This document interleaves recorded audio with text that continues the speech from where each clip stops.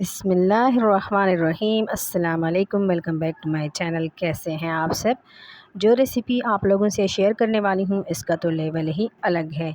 Beef haleem बनाना कोई मुश्किल काम नहीं है, लेकिन इसका बनाना एक टेक्निक ज़रूर है। क्या आपकी हलीम भी रेशेदार बनकर तैयार नहीं होती?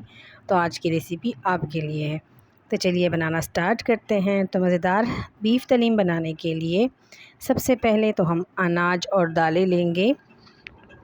आधा कप मैंने मसूर की दाल ली है, आधा कप दाल माश ली है, आधा कप दाल मूंग ली है, चौथाई कप हम चावल लेंगे। कोई सी भी चावल का आप इस्तेमाल कर सकते हैं। चौथाई कप हम लेंगे दाल चना और एक कप भरकर हम लेंगे दलिया। जो गंदम का दलिया होता है ना, अगर नहीं है तो गंदम को मिक्सी जार में डालकर ग्राइंड कर ले। अब इन सारे अनाज को अच्छे से साफ़ करने के बाद अच्छी तरह से 3 से 4 दफ़ा धो दें और 4 घंटे के लिए भिगो कर रख दें, या आप रात भर के लिए भी भिगो कर रख सकते हैं।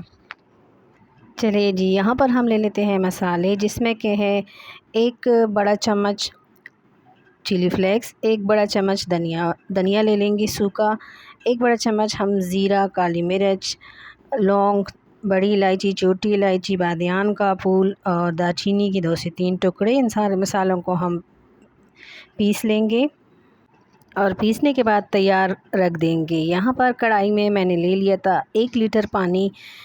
इसमें हम डालेंगे भिगोए हुई दाल। दाल डालने के बाद फ्लेम को हम लो कर देंगे। मीडियम टू लो फ्लेम पर हम दालों को पकाएंगे। अगर आप कढ़ाई या पतीली में बना रहे हैं तो आप इसे 4 घंटे तक पकाएंगे। हस्बे ज़ायक़ा नमक भी ऐड कर दे और जो जग ऊपर बनती जाएगी वो साथ साथ रिमूव करते जाएं। और अगर आप प्रेशर कुकर में बना रहे हैं तो आपको तकरीबन 1 घंटे का टाइम देना होगा।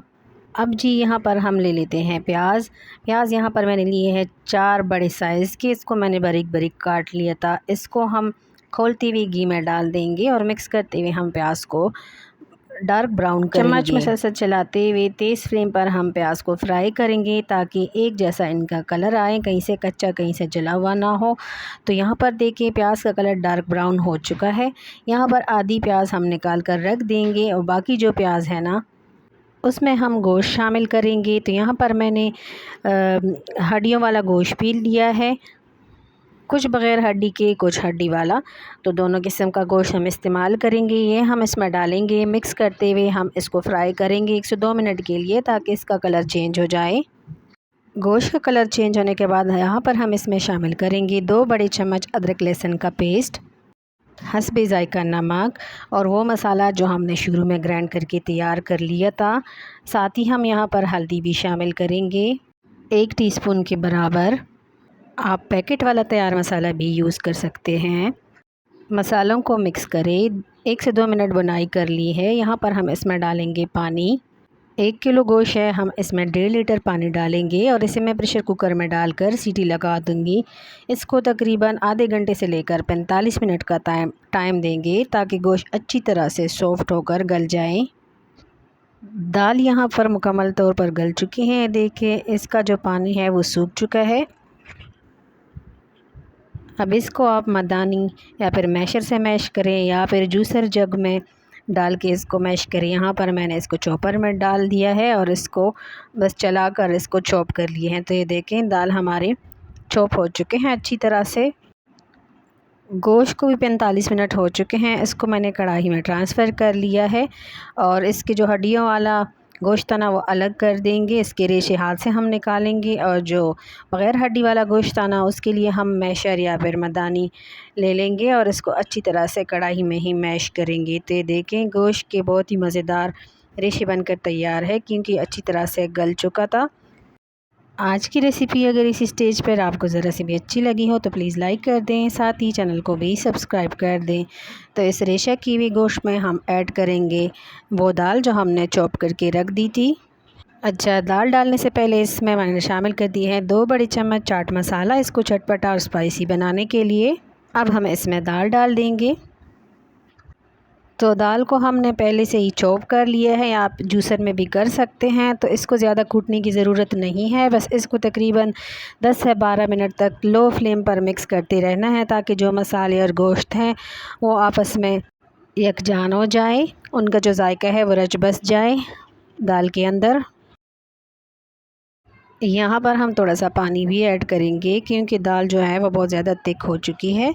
तो थोड़ा सा पानी हम इसमें ऐड करेंगे और बस इसको मिक्स करते रहना है लो फ्लेम पर मुसलसल, जैसे कि मैंने आपको बताया है।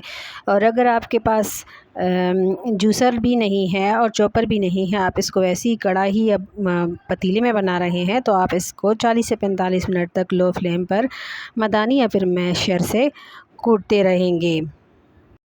10 से 12 मिनट हो चुके हैं, बेहतरीन रेशेदार से हलीम बनकर तैयार हैं। ये देखें, बिल्कुल मार्केट स्टाइल में, बल्कि उससे भी बेहतरीन। आप एक दफ़ा बनाएंगी ना तो बार बार इसी तरीके से बनाएंगे। फ्लेम को बंद करने के बाद इसको डिश आउट करेंगे और इसकी गार्निशिंग करेंगे।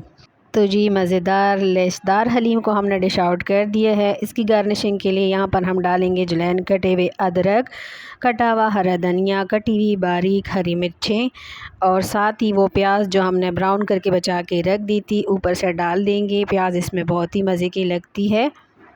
ऊपर से रख देंगे लीमू की स्लाइस। मुहर्रम अल हराम में इस मज़ेदार हलीम को ज़रूर बनाइएगा और ख़ुद भी खाइएगा, दूसरों को भी खिलाइएगा। वीडियो अगर अच्छी लगी तो लाइक कर दें, साथ ही चैनल को भी सब्सक्राइब कर दें।